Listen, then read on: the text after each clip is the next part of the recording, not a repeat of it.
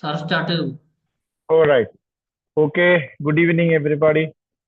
This is my name is Dr. Jacob.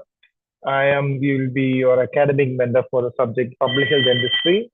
Hope I am audible for all. So today, as per the schedule, we'll be discussing about dental indices. So in this whole 1 hour, we will just try to cover as much as possible we can. As you all will be knowing that you must have already had a feel of dental indices when you are doing your uh, final year community or public health dentistry topic. So we'll just brush up initial part with some theory part, then we will go through a few multiple choices and discuss that. So whenever you have any doubts, no, you can just put a message so that I'll get back to you and respond to that. Okay. So as we begin with a small title story. Hope you all know what is this. This is a this is which usually use in our war. Let's go back and think about what is happening in the Second World War. So this you can see it just if you want to fire up this, there is a trigger over here, right? There is a trigger circle over here. This needs to be high. I mean, somebody has to activate this, then we have to throw in 5 to 6 seconds, then only this shell will burst off. So what has happened in the US when the World War II was going on in 1935 to 45? So there were mass recruitment. The war between Japan, Germany, and the American allies and the Axis group, which consists of the Great Britain. America usually joined in the late 1945. So there were a large people of America. Actually, US was not prepared to recruit a lot of people, but suddenly when the war came, they started recruiting new appointments for the workforce in the army. So they were actually looking for new recruiters, and there was a mass recruitment was going on. So to trigger this shell, what was one of the criteria? There are a lot of criteria for whenever you get into this war. You need to have a specific height, you need to have a chest dimension and all. But one of the criteria was you have three tooth in occlusion because just to activate the ring. So this war was a eye opener for America. One of the most of the people that were the young population of US were disqualified because their oral cavity does not process the six tooth. That means three upper and lower teeth in occlusion, which one of the criteria for disqualification from this army recruitment was this. So this started thinking America started why is supposed to be the global leader as far as everything is concerned. That includes health also. Why our oral health is so bad? Stage of because they never looked at they thought their oral health also was better as far as other countries concerned. But this was a first time message they were getting that their young population were having a very bad oral health. So that created a new chair in their National Institute of Health, where the Russell was appointed as the chair for looking into this matter. This Russell, no, you must have learned it is in periodontal index, Russell. So he he was asked to find what is happening in the state of US because of this bad stage of oral health. So in order to identify any new thing, we need to have a first time information regarding how much is the load of disease burden in that country. So how much is the disease burden? How much is the oral health disease burden in that country? Based on this, this is the result. First, he developed an index. So he developed a scale to measure this index, which we usually called it as dental indices. So that's why I put this title as measuring the burden of dental diseases, which is that scale is we commonly call as dental indices. So these indices are different types of scale that has been used to measure how much is the burden of dental diseases. Particularly for each dental diseases, there are a particular dental index scale is there. So initially we will discuss about what is in common about dental indices, then we'll go to specific dental disease indexes. So as you know, I'm not taking much time into this. You all must be knowing. So before jumping into this, this experiment of the responsibility given to Russell, first thing what he did is he tried to define what is called as an index. Till now, it was in 1956. Till now, nobody has tried to edit it. That's such a beautiful index created by this Razan. Hope you must have by-hearted it whenever you are doing your UG program. As you know, index is defined as a numerical value that describes the relative status of a population on a graduated scale with definite upper and lower limits, which is designed to permit and facilitate comparison with the other population. So what is the crux of all this thing? Whenever you are asked to take an index, you will be coming out with a numerical value. What is numerical value? Numerical value is a number. What that number describes, that is what is being explained now. That number describes the relative status of a population. Why it is called as relative status? That is why public health dentistry is involved into this taking dental indices. What is relative status? Relative status always comes in relation to other population, or it is a relative numerical summary of it. For example, when I take an age of 5 people, that is 22, 23, 25, 26, how can I come up into a single value? I need to take something, it's a better value will be, I'll be collecting the average of that. So it is just the word relative status means it's just an average. So why it is called as relative status? There was one question which has been asked. Why index is called as relative? They should have just called average, no? So why it is called as relative status? Relative status means that how average is developed. 23 plus 24 plus 25 plus 26 divided by 5 will give us what is called as the average. So that single 23.5 supposed to be the average has been generated. That value has been generated by complementing each of the value. That is 24 as complemented for the single 23.5, 25 as complemented, 22 as complemented.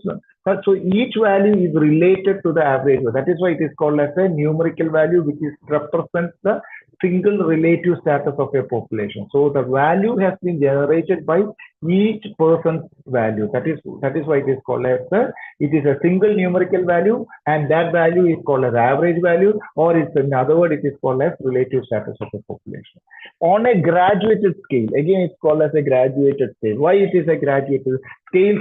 All the scales that is why our drawing scales will have a graduation. You know, it is start from 0 to 15 millimeter, sometimes 0 to 15 centimeter, sometimes 0 to 30 centimeter scales are there. So why? There is an upper and a lower limit. It starts with 0, ends at 30. So you cannot have a value for dental care is more than 32 because our tooth limit is 32 teeth. So that is why you have a numerical value that it has got a lower limit and an upper limit. That's why it is called as a graduated scale with a definite upper and lower limit.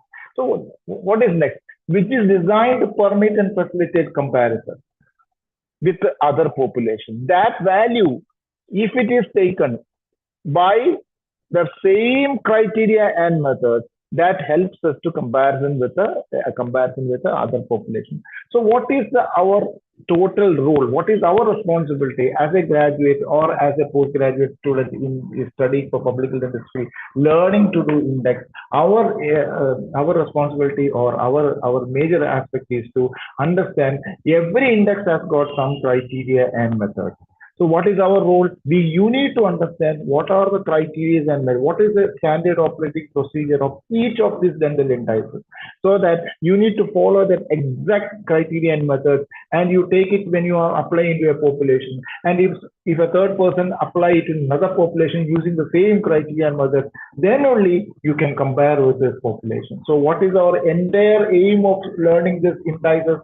As I told, every indices has got its criteria and methods. And what is our role? We need to understand this criteria. There are n number of indices are there, but fortunately, we will be focusing on important indices, specifically looking into some major common conditions of oral diseases. Okay, hope that is clear for everybody. We will continue with this. Okay. What are the objectives of any index? I'm not taking much into it. This is all in the textbook, this thing. The objectives are, is it to increase an understanding of the disease process? One of the objective is to understand the disease forward. It provides an attempt to discover populations at high volume. So this numerical value, if it is more for a population, we can say that they are a high risk group. If it is less for a group, they can say that they are low risk group. And to define what is a specific problem under the investigation. That is what is our entire objective.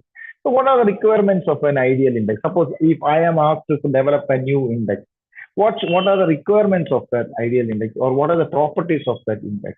Every index should be very clear, that your scoring criteria should be very clear, because if I develop an index, and if I create a scoring criteria, and if I went home, second person should come and do the same index, just looking into the scoring criteria or the SOP of that criteria. So every index should have a clear scoring criteria. Every should have a specific objectivity. Each index is having its own objective. Please remember that. As you learn from the DMFT index is for understanding the caries history of, or the evidence of caries in the population. Oral hygiene index is for measuring what is the oral hygiene status of that index. What is for gingival index? Gingival index is for understanding the gingival severity and inflammation of that. What is for plaque index? Plaque index is just looking into what is the plaque inflammation level of that index. What is for fluorosis index? Fluorosis index is trying to look what is the fluorotic status of that case. Every index has got its own objective. So the first and the foremost thing is to understand what is the purpose or what is the objective of that particular index, and make sure that the index you choose, if you have an array of index, suppose I'm interested in looking into understand the caries of a population, and if I in the basket, if I am having 4 indexes, which I will choose? It is better to choose the simple index, which is comprehensively covering the aspect which I am interested in. Always try to go for a simple index. And what is reliability? Reliability is that I did an index, I got a value.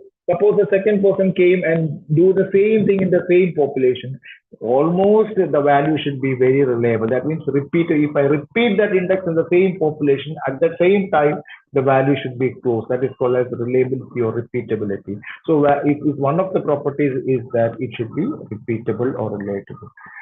What is sensitivity? Sensitivity is it should be able to detect any small differences in what is being assessed. So suppose if I am interested in looking into gingival inflammation, and if I define that these are all the criteria, if it fulfills all these criteria, then I will count that tooth as a gingival inflamed tooth. And if some variation has occurred, my index should recognize that they are not gingival index. If it fulfills all the criteria, my index should recognize it as a gingivally inflamed. That is what is called as the sensitivity. Then what is acceptability? You cannot take a lot of armamentarium. As you know, that index application is always in the community or in the field. So it should be acceptable to the subject. You cannot take big syringes and big instruments for measuring units. So make it as simple. Try to get it as the acceptability of the subject whom you are doing this. Then every index should have the amenability to the evaluation. If a third person comes, they should be able to evaluate what he has done. That is the amenability to the evaluation. And of course, each index for the specific person should be economical also. It should not be time consuming. It should be economical in the field studies also. As you look, there are 9 requirements of ideal index. Okay. So what are the limitations of this? As you know that you must have already know this in your graduate program, you must have seen. It is just an objective measurement. It will measure if the presence of that particular thing is there or not. They are not assessing what is the quality of that presence. How much is that? What is the quality of that occurrence? That is not getting measured. It is not giving any complete picture of the disease. It cannot give an accurate diagnosis, because as it will just give us what is, if there's suppose if I'm doing a index on caries, and it will just say there is a caries, yes or no. it will not say where, how much is that, where the caries is located, the enamel, where the caries is located, the dentine, or it is the pulpal involved. It will just say, so you cannot have a complete picture. You cannot get an accurate diagnosis. And of course, error of judgment can be expected, because if I see, especially for color, then when you are looking into the color part of it, if I say it is coral pink, you may say it is, it is not coral pink, or it is red. So the color is always a subjective. Based on our judgment, there can be errors which is expected. And you are not getting, as I told, no biological picture of the disease, because I don't know whether it is involving the pulp, whether it is involving the dentine, or whether it is involving the enamel. Okay. So these are all few limitations. But even though with this limitation, index has been vastly used in the, so especially in the community programs as far as public dentistry and periodontal, community programs are concerned. So suppose, as I told, suppose if you are getting a basket of index for a single oral disease, what are the criteria for selecting the index? I'm just moving fast because we need to cover this. This is all from the textbook only. Your standard textbook is giving this. It must be simple to use. As I told, it should permit examinations of for many people in a short period of time. It should have a minimum armamentarium, and the steps of the procedure or the SOP should be very clear. It should have a minimum subjective diagnosis. As I told, what is subjective diagnosis? If I say it is, if I show this, it's a 2, and everybody knows it is 2. And if I show the color of this cup, I may say it as this handle. No, I may say it as, blue, and there are people may say dark blue, light blue, something. So it is a subjective assessment. Color is always a subject. So try to choose index where the scoring criteria he is having less subjective diagnosis, so that error of judgment between the examiners will be very minimal. It should be reproducible. Seventh is it should be amenable to statistical analysis, and it should not give any discomfort to the subject you are doing, and it should have high sensitivity. As I told, sensitivity is that even if there is a small deviation from the criteria, it should say it is not what is being intended. If it is fulfilling the criteria, it should say yes, this can be considered as what is being looking for. That is what is called as the sensitivity. Now we are looking into the classification of index based on the criteria of, so classification of index, there are different types of classification of indexes. So one is based on the criteria in which scores are fluctuating, whether it is a reversible index or an irreversible index. What is called as reversible and irreversible index? Then please try to understand this. You cannot say every index is reversible. What is reversible? The score is reversing. Suppose if in my oral cavity, if as a dentist, if you examine for a periodontal index and my score is 7 or my score is 3, and if an intervention for periodontal disease has been done, one treatment has been done, the score, again the index has been taken, the score may come back. Even if it is for example, for gingival index, as you know, gingival index, suppose my gingival index initial score is 4, then I went for a thorough root planing and oral prophylaxis. There is a chance that if I did my gingival index score afterwards, after the procedure, it may come around to 1 or 0. That means the score is fluctuating back. This is called as the reversible index. Why? Score is fluctuating back, it will not automatically, it will not fluctuate. The intervention can bring the score down. That is what is called as. So those indexes where intervention can bring down the score, that is called as reversible indexes.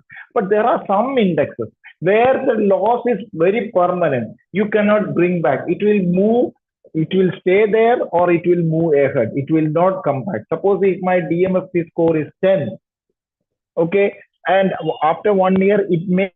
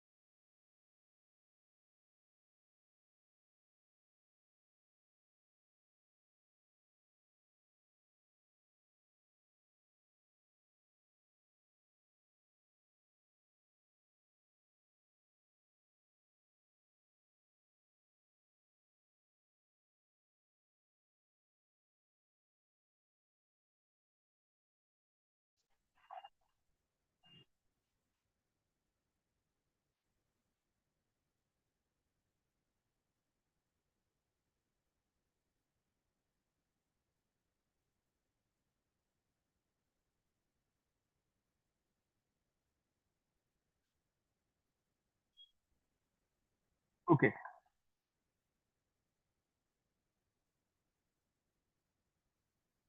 Okay. Okay. We are just there are some technical issues here. We will continue this. Okay. Okay. So, as I told, based on the criteria of the score in which they it fluctuates, you can have reversible index and irreversible index. So, when you are calling it as an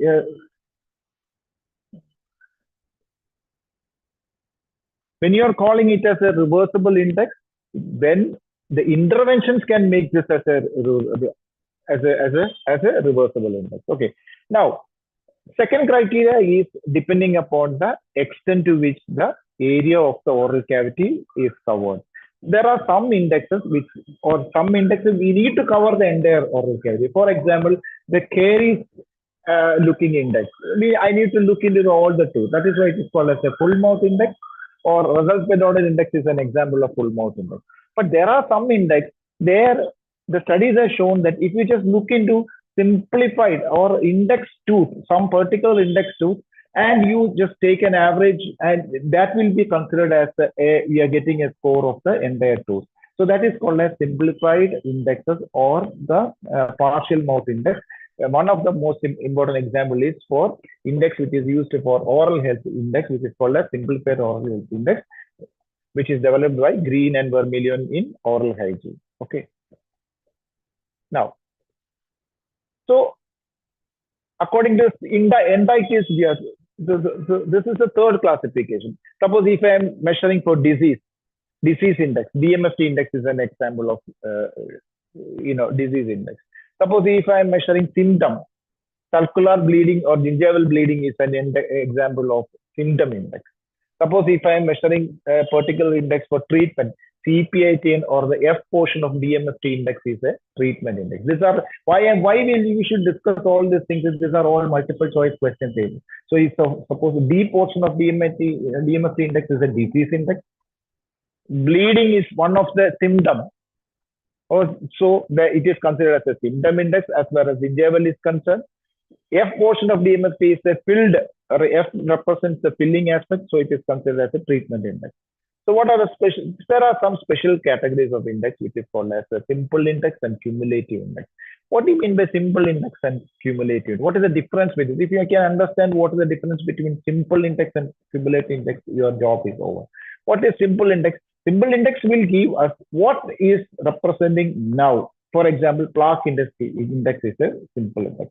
Just open the oral cavity, find how much is the thickness of the plaque and note it down, take the average, that is a simple index. What then? How can you say something in some index as a cumulative index?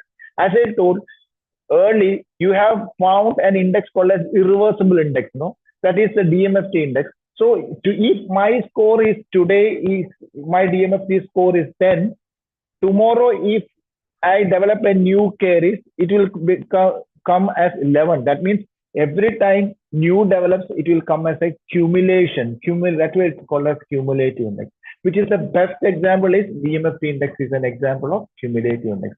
Please try to remember this. This is also a question for your multiple choice. Cumulative index example is DMFT index. And there are some other classification also which you don't need to worry about. Indices used for oral hygiene assessment, which is the OHI and OHIS. Those indices used to measure plaque and debris, which is called as the plaque index. And some indexes, especially for calculus, which is calculus surface index and Boltzmann-Mann index.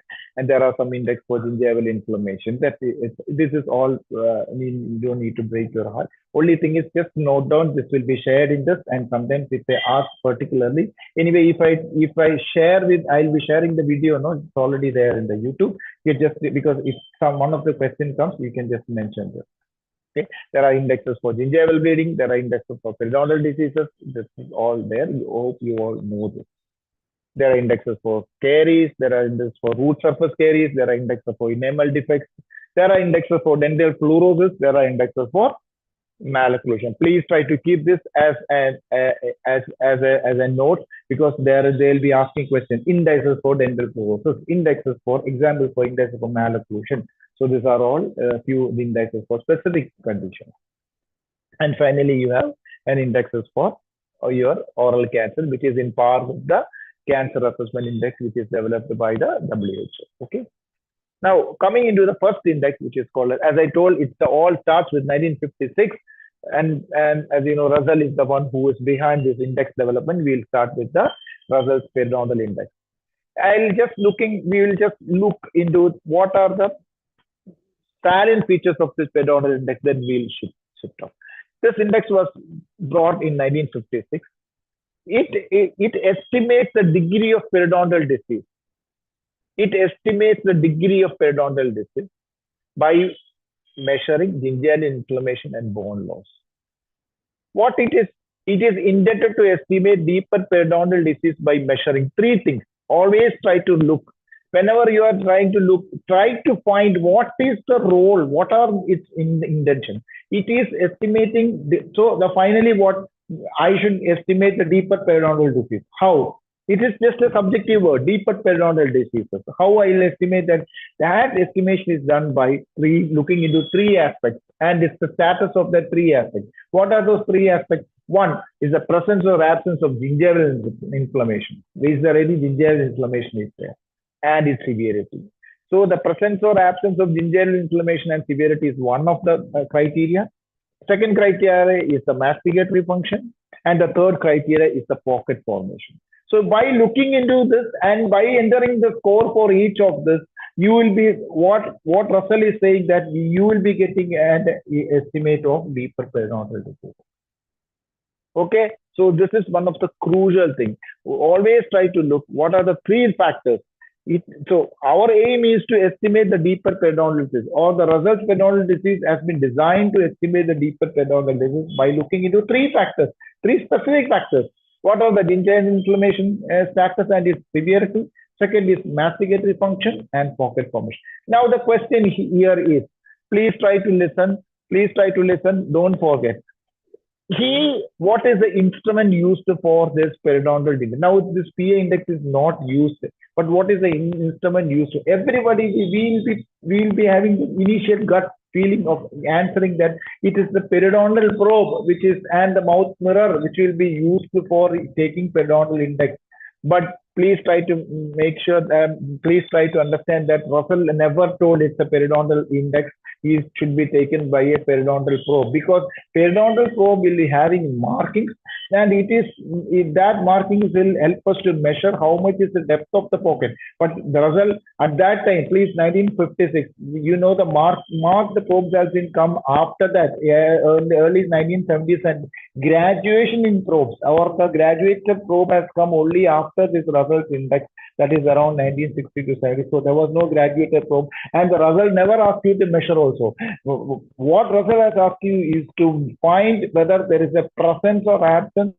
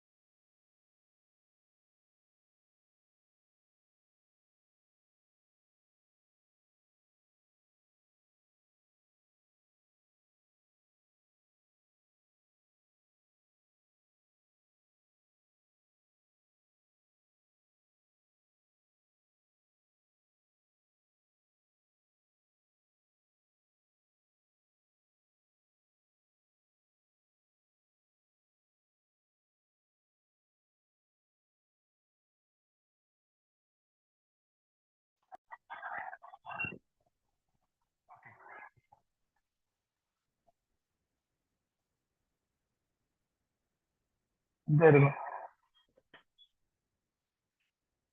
Okay, now the question here is,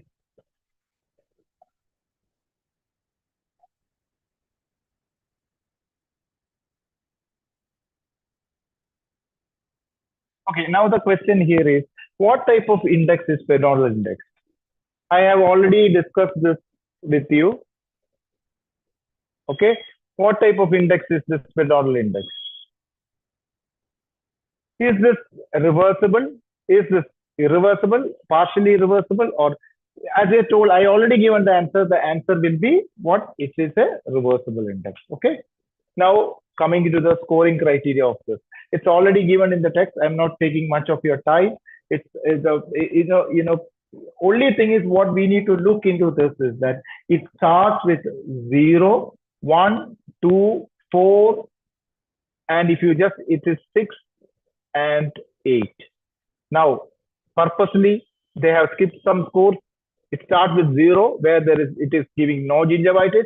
1 is mild. 2 is called as gingivitis. And the 4, there is a skip of score, which is score. Now, please listen once again. One important matter as far as this, which is specially for this results periodontal index. What is that? This results periodontal index is also called as, even though it is a reversible index, results periodontal index is also called as a composite index. It is called as a composite index. You must be hearing this for the first time. It's called as a composite index. Why it is called as a composite index? Because when you look into this, you have a score of 0, 1, and 2. Usually, from the score 2, this is given as a moderate level of gingival inflammation where there is no apparent epithelial attachment loss. And if I do a treatment at this point of time, the score can reverse back to 1 or 0. That means the score from 2 can be reverted to 1 or 0 when you have a proper intervention. But the probability of skipping the score from 6 with the horizontal bone loss and 8 with a vertical bone loss, getting back into from 8 to 6 or 4 or 2 or 1 is very difficult. So you have a component of early scores for the reversible aspect. You have a component of a late score or advanced score, but there is a very less probability of reverting it, which is called as irreversible part. So one index is, if the one index is giving both the reversible component when you can at the early stage, if you detect the condition at an early stage, there is a probability of reversing the score. And when you detect it at a late stage of the disease, there is less probability of reverting the score. Then that index is called as a composite index. Please try to remember that results periodontal index is also called as a, even though it is considered as a reversible index, that reversibility is usually limited to early score, but it is considered as a composite index. So how it is calculated, I'm not getting into this. Adding all the tooth surface and dividing by the number of tooth examined, adding all the tooth scores and multiplying it, you know that it is answer is A, adding all the tooth scores and dividing it by the number of the teeth examined. Hope all of you must be clear with this. You must have done this exercise when you are getting into a UG score. A scoring given in periodontal index for gingivitis is 1, 2, 4, and 6. As I told, 0 is no gingival inflammation, 1 is mild, 2 is moderate. From 4 onwards and 6, it went to the periodontal disease. So score limits usually comes with a B, or the score will be 2. That is the scoring given in periodontal index for gingivitis. Okay. Hope all of you are clear with this. Then we will continue this.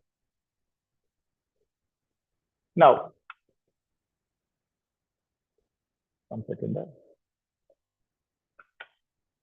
One of the classification of indices is reversible and irreversible. That is, the dental caries. The periodontal index is the only index which is both reversible initially and irreversible is the latest. That I already told.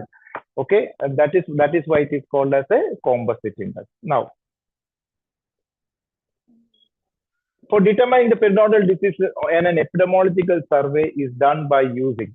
For determining periodontal disease, an epidemiological survey is done by using gingival index, Plaque index, periodontal as I told in the first slide, this periodontal index or the PA index is used for epidemiological survey for estimating the periodontal diseases. So, which is the best index out of this four? There are now new indexes. CPA index is there, CPA, but the choice it is not given. So, out of this four, choices, our choice will be periodontal index. So it is not gingival index is for measuring the gingival inflammation. Plaque index is looking into the plaque thickness, and it is for determining the periodontal disease. It is the periodontal index. Okay. Now it's the answer is here. So periodontal index is also known as it's a very simple question. It's from the term of the person who has introduced it. It's called as Russell's index. So answer will be B. Okay. Score of 8 on the Russell's periodontal index shows. What scores on the 8? It is irreversible terminal diseases, established destructive periodontal diseases, beginning of the destructive periodontal disease, advanced periodontal disease, or advanced destructive periodontal with the loss of mass. I think it's D only.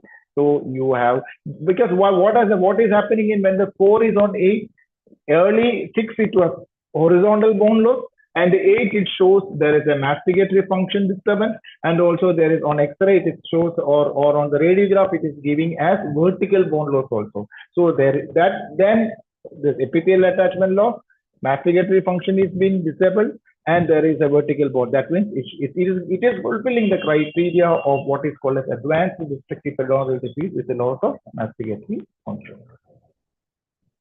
Russell's periodontal score ranges from 0 to 2, 0 to 4, 0 to 6, and 0 to 8. It is 0 to 8. 0 is no inflammation or normal tooth. As I told, 1 is mild, 2 is moderate, 4 is radiographic, 6 is horizontal bone loss, and 8 is vertical bone loss. So that means it ranges from 0 to 8. Which index would you use to assess the severity of periodontitis?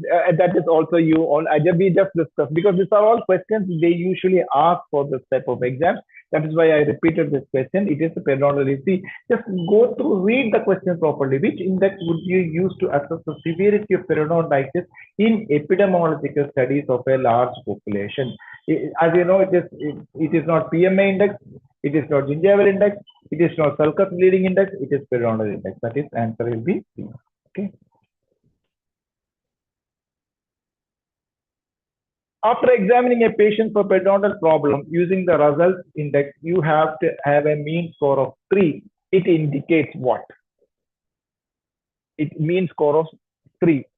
As there was a box which we already showed, whether it is giving established periodontal diseases, which is reversible, established periodontal diseases, which is irreversible, beginning of periodontal diseases, or terminal periodontal diseases. Now, the answer is irreversible, because as I told, we just go back to the slides and we'll see that course so that we will understand this picture. This is what is between two established destructive periodontal diseases, which is irreversible, from group score, which is 2 to 4. Okay, the question is 3. That means it is established destructive periodontal disease, which is irreversible. Okay, hope you all are clear with that.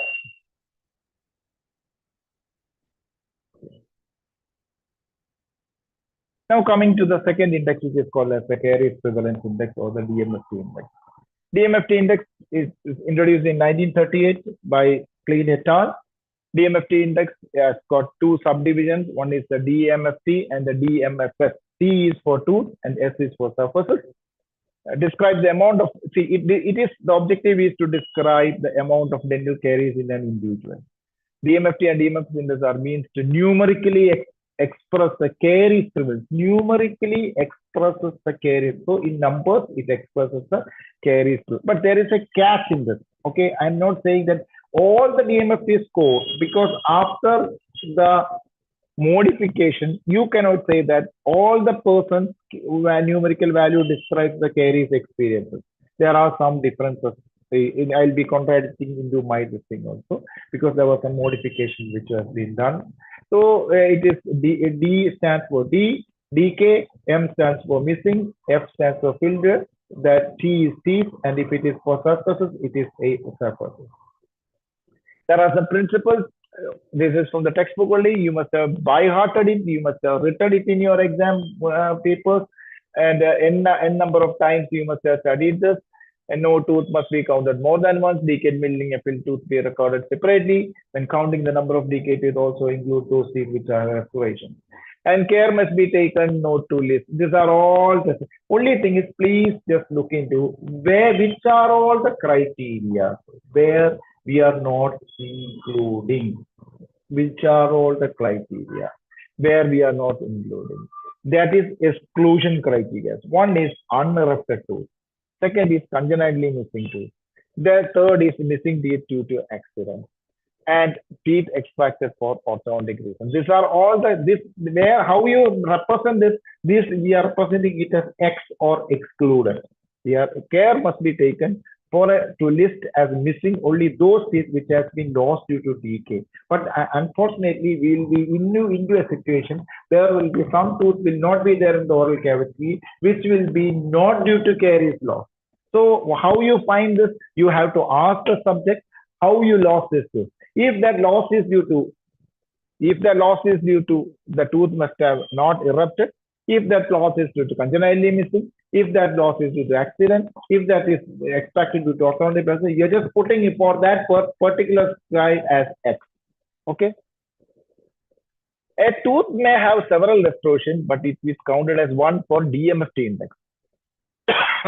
Deciduous tooth are not included in the capital DMFs. As you know, there is a special index for pediatric tooth or periodontic tooth, which is called as small letter DFT, where M is not a criteria. Why M is not there? We are not considering about missing tooth as far as DFT is concerned, because missing tooth is considered normal. Exfoliation is a physiological process. So we are not taking any status or any statistics regarding the missing tooth as far as the DFT or the pediatric caries prevalence is concerned. And then there is the tooth is considered to be erupted when the occlusal surface of the incisal can be exposed by gently by reflecting the overlying gingival tissue. A tooth is considered to be present even though the crown has been destroyed and only roots are left. Please try to look it very carefully. Eighth principle, what it is saying that a tooth is considered to be present even though the crown has been destroyed and only roots are. So we are this criteria is saying that this is criteria 8 is giving us the criteria for inclusion. Criteria for including, you cannot exclude that tooth. When there is a tooth where the crown has already been lost, only roots are there, you are going to include that. Now, where you are going to place it? Are you going to place it as dental caries? Are you going to place it as missing? Are you going to place it as then that also they have described. What in the later principle they have described it as a tooth indicated for extraction has to be entered as, you can enter it as missing also. Please try to look into that. A tooth which is indicated for extraction, if you just look into the textbook, it is given clearly that a tooth which is indicated for extraction has to be put in the criteria for what is called as the missing area. So we are including all those tooth where the crown is lost. Now you evaluate as a dentist. You have the power. You have the responsibility to evaluate. Is there any options for maintaining it? And if you find that there is no option left, this needs to be go for extraction. You can write in that particular teeth box as M, because it is given in the other criteria. A tooth indicated for extraction has to be entered as considered as missing. Okay. Now I'll just give some important matter into this. This were the one which already they when the clean farmer and all they put. This was the instruments they were, number 3, plain mirror, fine pointed, pigtail, explorer, and all. Now came what is called as the modification. There were 2 modifications in as far as DMFT is concerned. One is called as the DMFT modification in 1986. And the second modification is then there was a modification in 1992. What was the first modification by the World Health Organization? World Health Organization suggested that all third molars should be included. All temporary restorations are considered as decay. You cannot say that temporary restoration. And also the third criteria was they defined what is considered as caries. Just to know, in a small color change or something, you should not consider as a caries. They defined that what is should be. Suppose if you have, or if you have a initial lesion, that is chalky spots, stained fissures, they are not considered as. If you should have a definite with your excavator, if you just go into and there is a definite, extirpation of the underlying soft tissue from the cavity, then only you consider it as a caries too. Or small chalky spots or stained fissures, please don't consider it as a DHA. They defined what should be the criteria for cavities. Then in 1992, they made another modification. Please look into this. 1992, at this time, CPITN was introduced by WHO, and they came out with a new probe which is called as the CPI probe. And they told use CPI probe for DMFT index.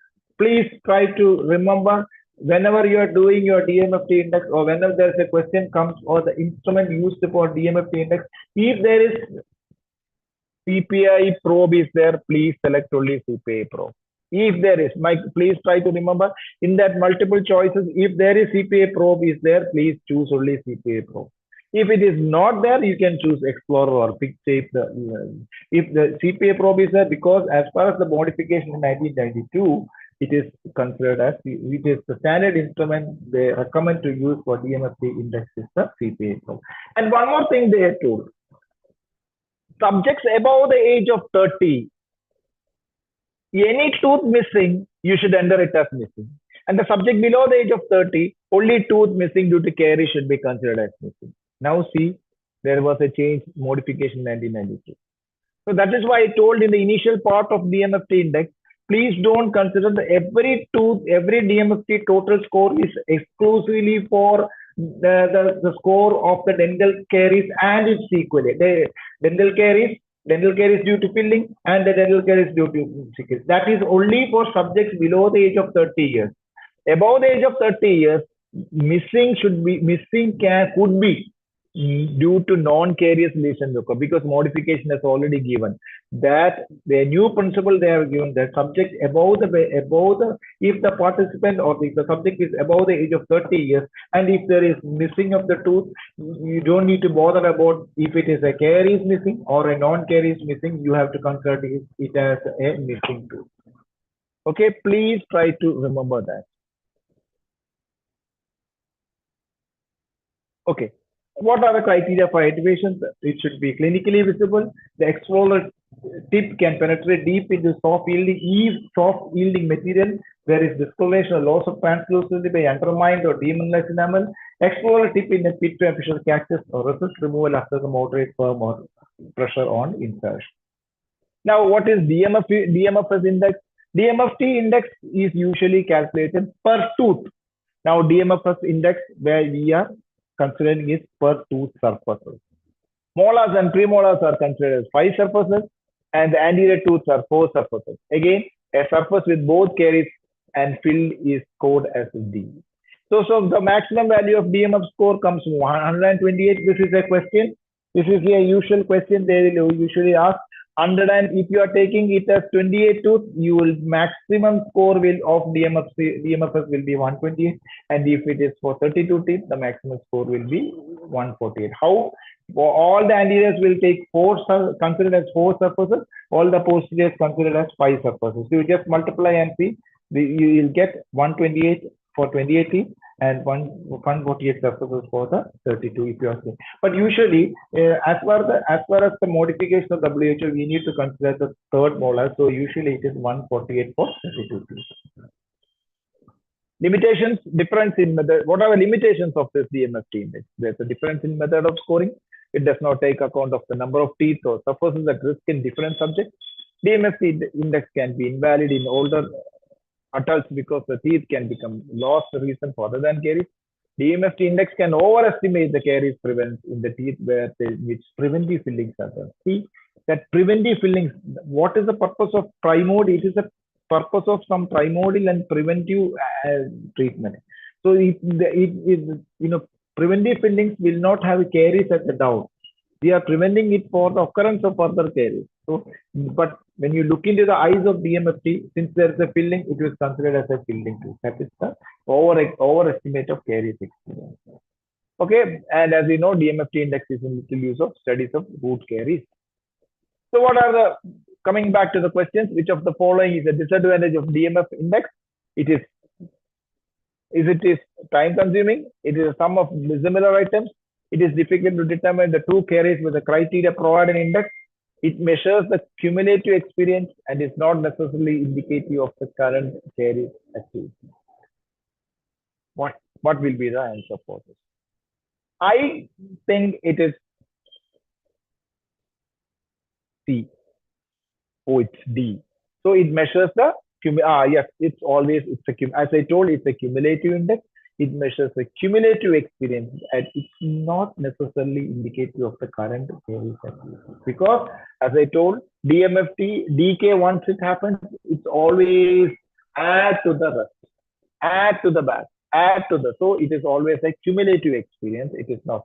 That is why DMFT index we usually teach in our class students that DMFT score will give us the caries experience of the subject, caries experience of the particular subject in his lifetime. If my if my DMFT score is 10 at this age, so that is what is my caries experience all through the year. So I am 30 years above, so we cannot say that. Suppose for you, I think all of you are below the age of 30 years. So if your score is 4, that means your total caries experience in your lifetime. It is not a single today's caries. It is a cumulative caries. That's why it measures the cumulative score. The component of DMF index most likely to give false scores, whether it is D, whether it is M, whether it is F, or all usually. Why it is M component? M component means the question of false scores chance is more in M component because we need to ask. Sometimes the patient may forget what are the reasons. So it will give some false scores as far as the missing tooth is concerned. So please try to understand this. This is from the Pulse textbook only the question. The must age specific index is DMFT, DMF, DIF, and all of the above. Age specific index. The must age specific index is your DEF for the pediatric. That's why age specific.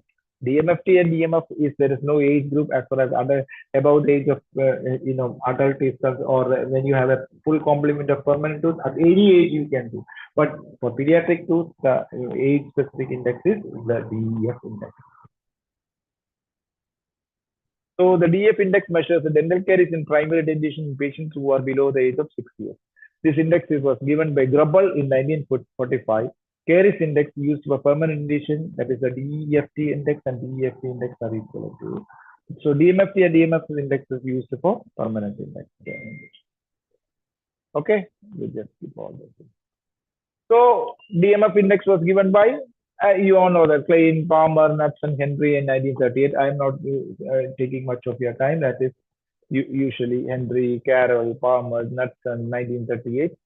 Almost you must have understand. You must have studied this. Answer is A.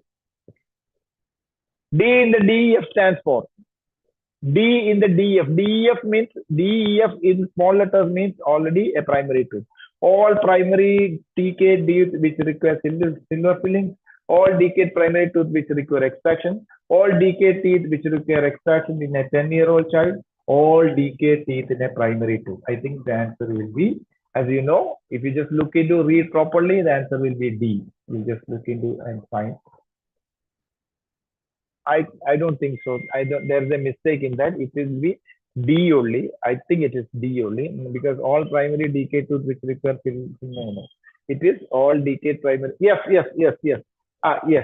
I mean, you can consider A and D also, but their choice it as two. I mean, their choice was A, but all decayed tooth and primary teeth is the best answer. All primary decayed tooth which require fillings. Yes, that is also considered as a yes. What? See how the borders, how close the borders between each multiple choice. So if first time if I also got the answer, I consider D as the answer. But if you just properly read this, all primary tooth decay which requires silver fillings, this nowadays silver fillings are not there, but it is given as choice is given as A. But A and D are both are correct, but they represent it as it's a question of type. As far as I always suggest. A child has a permanent molar and three deciduous molars filled with amalgam. Two other deciduous teeth are cariously decayed. Two deciduous upper incisors are missing. The decayed and filled score of the child is. The child has a permanent molar. Three deciduous molar filled with amalgam. That is, so three. Two other deciduous teeth are cariously decayed. So 3 plus 2 is 5. Two deciduous upper incisors are missing. So I think so missing we are not bothered. So the score should be what? 5. Okay.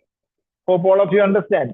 Because he has got a permanent molar that we are not bothered about that.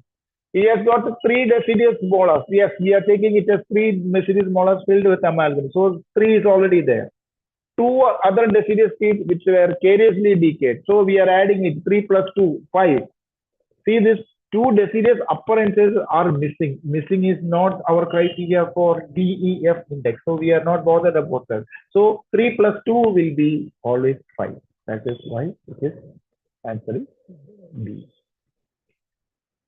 DMFT index is defined as an irreversible index. It measures 2, it measures cumulative index. 3, it is a morbidity index. 1 only, 2 only, 3 only, all of the above. I feel it is all of the above. Let us see how much is time. Yes, it's all of it. Because what is morbidity? That is the question. Everybody will be, it's a new term, morbidity. I mean, all of you know that mortality and morbidity. Mortality is always something that event has already occurred or a death has already occurred. Morbidity is the burden of illness is called as morbidity. As you know, DMFT is a disease index and the people are living with that morbidity or the morbid condition. So DMFT index with the decay, missing and filling tooth, that means it is a morbid index also. It is an irreversible index also. It is a cumulative index also. That is why the answer is always B. The most commonly used index for dental caries is, of course, it is your DMFS and DMFT index. It is one of the easy doing index as far as and you know that Russell index is not the caries index is exclusively looking into the caries. Russell index for periodontal diseases, DMFS and DMFT. If the choice is given both, so we have to take DMFS and DMFT as the most important. In DMF index, F indicates a tooth with F means filled. Zinc oxide regional filling, silver amalgam filling, caries below and existing restoration, permanent filling in deciduous tooth. F. DMF. Just look into this. Please look into the question properly. DMF. It's a DMF is written as a capital letter. So you can always omit permanent filling in a deciduous tooth. D you can exclude that D. C you can exclude that C.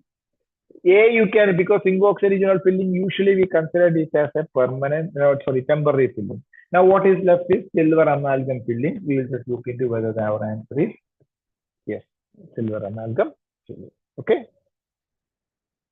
WHO Global Program for Oral Health Targets for 2000 include less than 2 DMFT at 12 years, less than 3 DMFT at 12 years, less than 4 DMFT at 12 years, less than 5 DMFT at 5 years. I am not sure. Just look into this.